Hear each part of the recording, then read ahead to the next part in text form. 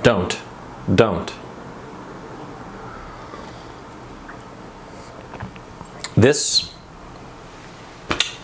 happened in Ukraine.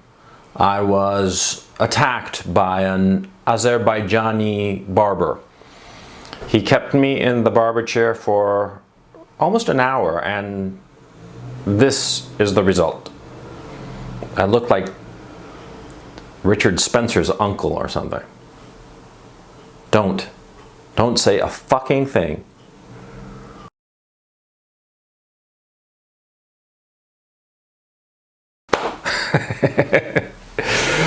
Oh boy. Yeah, I know. It happened to me when I was in Ukraine, and it's amusing. It's no big deal. It's just hair. It'll grow out. Frankly, if I could get away with it, I'd just shave it all off. But the women in my life are very negative on that particular issue. I want to talk to you about something that's important, that right now you're a young guy and you don't even think about it, but it'll be an important thing later as you grow into the man that you will become. And it's the issue of delegating. Now, see, okay, you get up in the morning, right?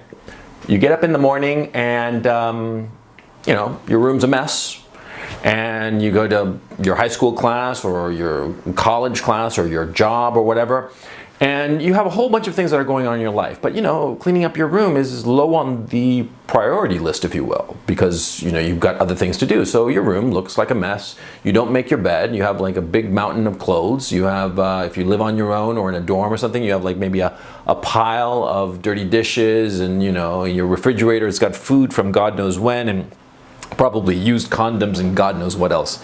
You know, I mean, it's fairly disgusting, yeah?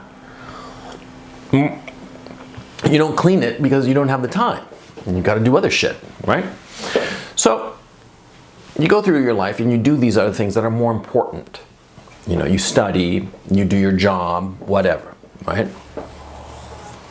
You would clean your room if you had the time, or if you had somebody who could do it for you, right?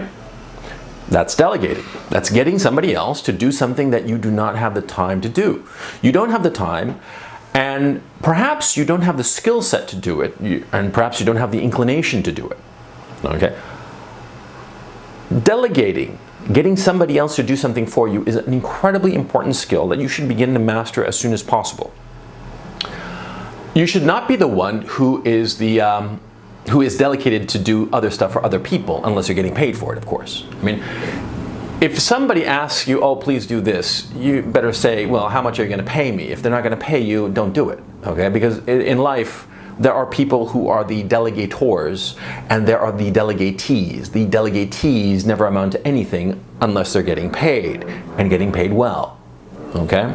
I mean, that's rule number one. Now, insofar as delegating stuff, it's very important. It's an incredibly important skill that you have to master, and I would suggest you try it out with your girlfriend. Yeah, you know, just ask her to do stuff for you, to clean up your room, to tidy it up, to clean all the dishes because you don't have the time, and whatever, you know. Sweet talk her, and you'll find something interesting. Most women want to do something for their man, and in point of fact, most people want to be useful to other people. Okay? It's bastards like you and me who are lazy bums who don't want to work at all, and we get other people to do our work for us. That's the whole point of delegating, you see? Yeah, I know. I'm an awful person, and, you know, I'll probably go to hell, but since I don't believe in God or the devil or hell, and since I figure that this is the only life, you know, why am I going to do shit if I can get somebody else to do it for me? Right? That's delegating.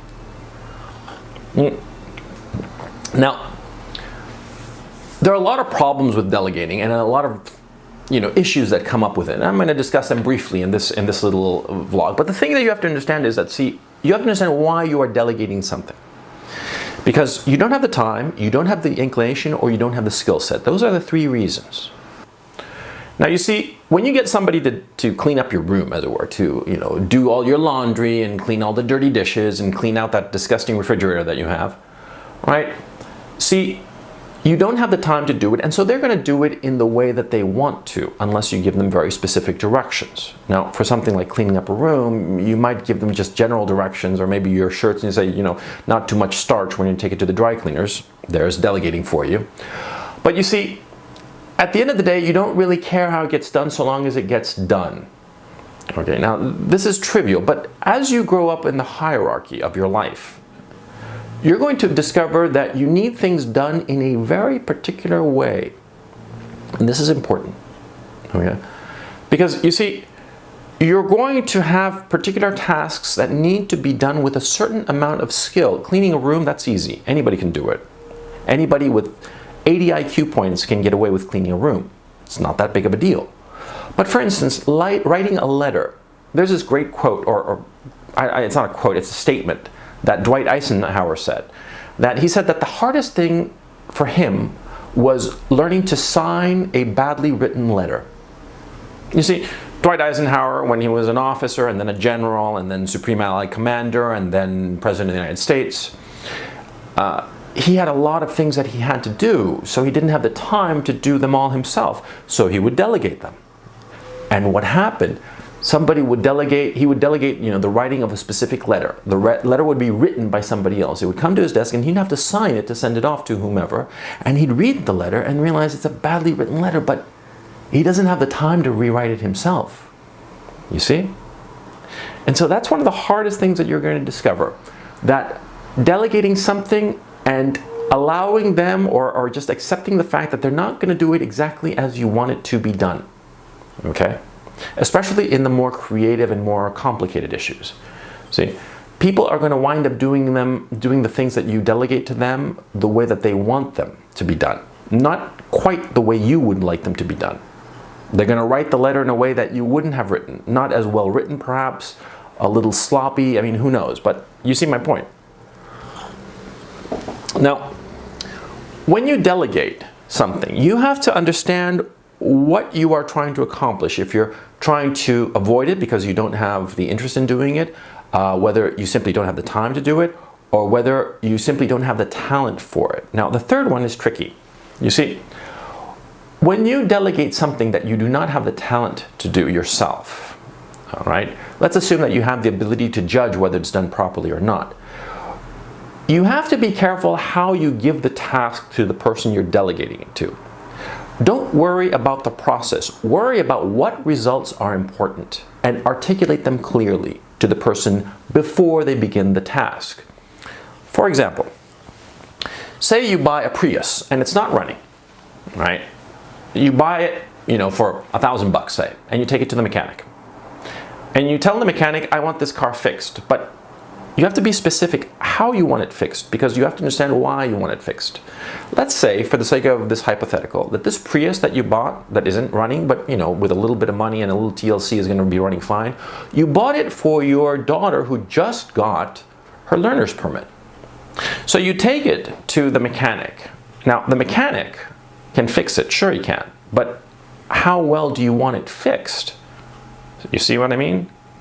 Now, here's a problem. When you hire somebody or delegate something to somebody who's very talented, sometimes they will give you something that satisfies them but does not satisfy your needs. And you have to be very careful with this. That's why it's actually not that smart to go with the best people. Sometimes it's better to go with the not so good people, the mediocre people. And I'll explain why with this hypothetical. You take it to the mechanic, and this mechanic is like a genius, a mechanical genius, right? And he takes this Prius and he says, okay, it'll cost $1,000 to fix it, and I'll fix it spick and span. Done. Let's do it. So you pay him $1,000, he goes away, fixes the Prius, and comes back to you with this Prius. And he has a big fat smile on his face because he's proud of his achievement. And he tells you, look, this Prius can now go, what, 60 miles an hour? Screw that. It can go 250 miles an hour. And it can go from 0 to 60 in minus 3 seconds. You know, it goes back in time. That's how fast the fucking thing goes, right? And you're like, oh shit, what did this fucker do? Because see, you wanted a car for your daughter, your 16-year-old daughter who just got her learner's permit. You don't want a fucking Ferrari dressed up as a Prius, right? You see, that's the problem with hiring very, very talented people. Sometimes their talent and enthusiasm gets away from you, and they wind up delivering something which is fantastic on its face, but does not satisfy your needs. So you have to be careful, especially with smart people.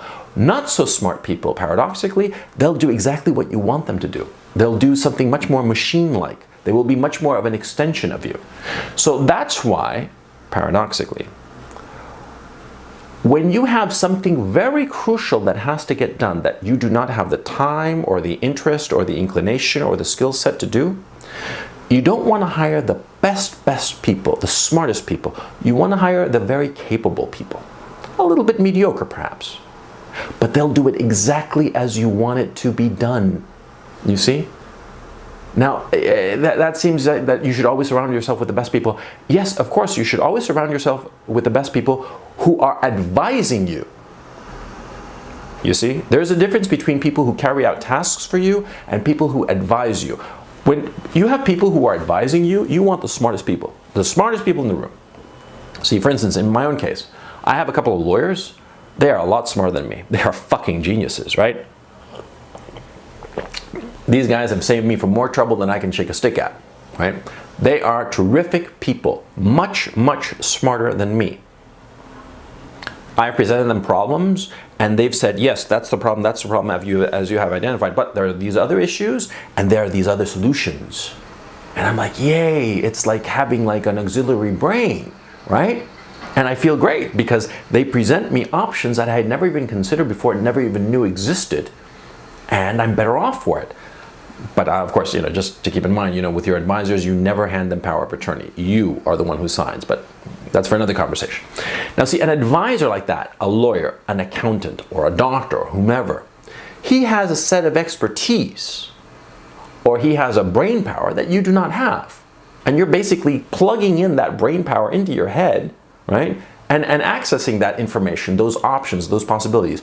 But when you need a task carried out, having the smartest people is not necessarily the best option. Many times when you need somebody to carry out a specific task, you need somebody a little bit mediocre, and you tell them exactly what you want. For instance, in the case of the hypothetical mechanic, you should go to him and say, I don't want this car to go any faster than 50 miles an hour. And I don't want it to accelerate, any faster from 0 to 50 in, a minute and a half. I want a slowpoke car that's durable, that's not going to break down, that you just need to plug in gas and it's fine. That's what I want from the car because it's for my daughter. You don't necessarily have to tell the reason, but often it's good to explain why, if it's possible. Sometimes you have to keep your cards close to your vest and not tell. But in this case, in this hypothetical, it would be smart because then it gives the mechanic the understanding as to why they're doing something. A lot of times when you need somebody to do something and you can't tell them, it's wise to tell them, I can't tell you why I want this just so, but believe me, I need it to be just so because of reasons that will become clear later. And I will tell you later and I will show you later, but I need it to be done in this specific way. That's perfectly reasonable to tell somebody something like that, okay? Look at my haircut, okay? My haircut with my Azerbaijan barber. See, what happened was, I didn't have a clear sense of what I wanted. I sort of told him, I want it shorter and I don't want it to part on the side because I always do, and I just want it shorter, but I don't really know. And so he started cutting. And he came up with one version and I didn't care for it that much. So he said, well, I'll have to cut it a little bit more. And I'm like, yeah, fine. And he cut it some more and some more. I think we did like 3 passes, right? Now see, hair is trivial. It doesn't matter. He went through one hairstyle, I didn't particularly care for it. He did another and then finally this, and by the end of it, I realized the only thing he could cut is just shave it all off, and that'd be that. So I said, okay, fine, leave it at that, because I actually like the second version, but spilt milk, water on the bridge. My point is, see, when you don't know what you want from the person that you are delegating some task to, they're going to fuck it up.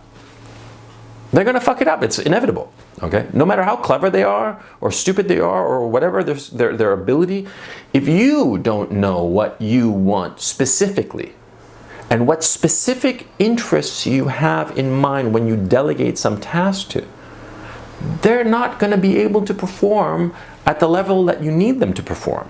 Okay, so the most important thing that you have to do is have a clear sense of what you want, how you want something done, what are your priorities, and tell the person.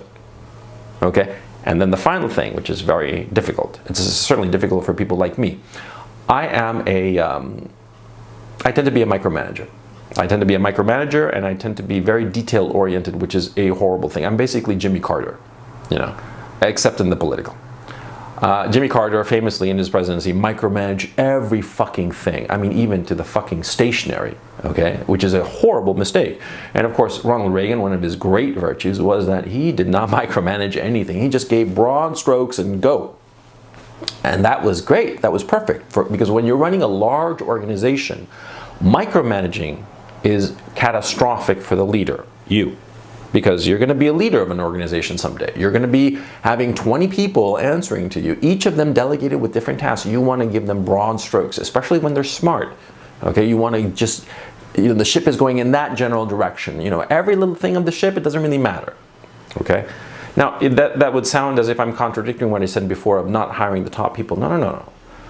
When you want something very specific done, you don't want to go with the very top, very creative people, because when you go with those very creative people, they're going to give you something that you might not be able to work with. For instance, with the car example. But for instance, imagine you are setting up a business and you want to get into the, the solar energy business, and you have like regular energy business, with coal, but you say, okay, we're going to do a solar division, so let's get somebody really creative to lead it, and they run with it. That's when you get the smart person. When they're going to do some task that is not directly interconnected with the rest of the activities that you're doing, but you need it done. That's when you hire somebody really creative, really smart, and you just give them free rein. Just go, just go do it, figure it out. And they will. They'll come up with a brilliant solution. You never hire stupid people when you're going to give somebody a lot of free rein because you don't have the time or the interest or the information, the knowledge of that particular task. That's when you hire somebody really smart and you just tell them to run with it and let them run. And you periodically check up on them to say more if they're going in the more or less the right direction that you want them to go into, right? But those people you give free rein. The things that are very interconnected and very important to your rice bowl, okay, and the continuing fulfillment of your rice bowl, well, those people you watch carefully, and you don't want them to be that smart. You want them to be more extensions of yourself, you see. Now, delegating is very important, and it is a very good way to earn the loyalty of people. Because you see, when you delegate something, for instance, the Prius example, and your daughter who's just got her driver's permit, you go up to that mechanic and you tell him, look, I need this car to be really safe because it's my daughter, my only daughter. She just got her learner's permit, and this is important to me. What do you think his reaction is going to be? How do you think he's going to work? He's going to give it a little bit more interest because he's involved, you see? And so that's why it's very important when you delegate to give a sense of the importance of what you are delegating to them. For instance, your apartment is a big old mess, but the Queen of England is stopping by tomorrow afternoon for tea. So you tell your girlfriend, I need you to clean this, because the Queen is coming, and it's a big deal because if I give a good impression, she's going to knight me, and I'm going to be Sir John. So please, can you do this for me? You don't know how much I'd appreciate it. She is going to practically, spit polish the whole apartment, okay? Because she recognizes it's important for you, and not just your girlfriend, it's anybody you work with, whether you pay them or not, okay? You'd be surprised with the people that you are not paying, who you are asking to do something for you. If you explain the emotional importance of the thing, they will go out of their way to make it really, really good for you, okay? Now, this is something that you have to learn because, see, ultimately, if you want to be a leader, you have to learn to lead, and delegating is the first step in that. It's a very important step because it extends your ability into the world, into the universe. Because you have, 10 fingers, right? 2 hands. But when you delegate, all of a sudden, it's not that you're just one person with 2 hands and 10 fingers. All of a sudden, you're 2 people, 3 people, 4 people, all of them acting in your interest, doing what's good for you, helping you out. See? So that's why it's important that delegating is a skill that you should master. And you master it like all skills, practice. Practice on the small scale. Practice with little things, you know, asking people, friends, you know, your girlfriend, whomever, to do little tasks for you. Consciously gauging their reaction, seeing what works and what doesn't. You're a young guy, right? You're a kid. You got decades ahead of you. Learn to do this now. You learn to do this now, you learn to fine-tune your approach. So later, when you have your own business, or you're working for a big corporation, or wheresoever you may happen to be, you will be able to quickly get other people on your side. You will be delegating things, tasks to them, and by delegating those tasks and giving them a piece of the emotional real estate of the tasks that you're delegating, they will feel a part of your team, and you will build yourself an army. This is how you build yourself an army. You make people useful to themselves and useful to you, and they will follow you.